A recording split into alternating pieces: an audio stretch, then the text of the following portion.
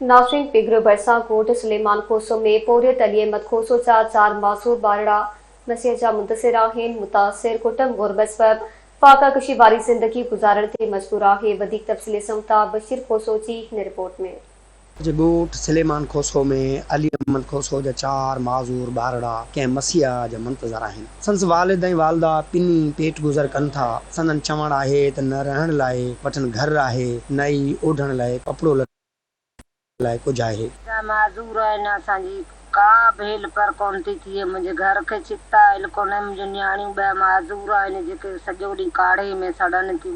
हुकूमत खे, मिल्कत वारनि खे, सभिनी खे मुंहिंजी अपील आहे, ख़ुदा करण जेको पहुचे सो मुंहिंजे नियाणियुनि मुंहिंजे माज़ूरनि खे ॾे।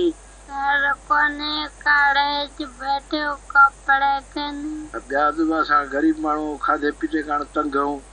हिकु टाइम खमजूं त ॿिया खमदे कोन सघे। माज़ूर आहिनि बाल, 4 बाल आहिनि माज़ूर। हुकूमत जेको असांजी कुझु न कुझु हेल्प करे त सही आहे। असीं वसवारनि खे, सिंध हुकूमत खे अपील था करियूं त बराए महिरबानी हिननि खे जेको पहुची सघे त को घर ठाराए ॾिनो वञे। 4 जेके माज़ूर आहिनि, हिते केर बि अचे कोन थो, हिन ग़रीबनि खे कुझु बि कोन थो मिले। बशीर खोसो, धरती टीवी न्यूज़, पंगरियो।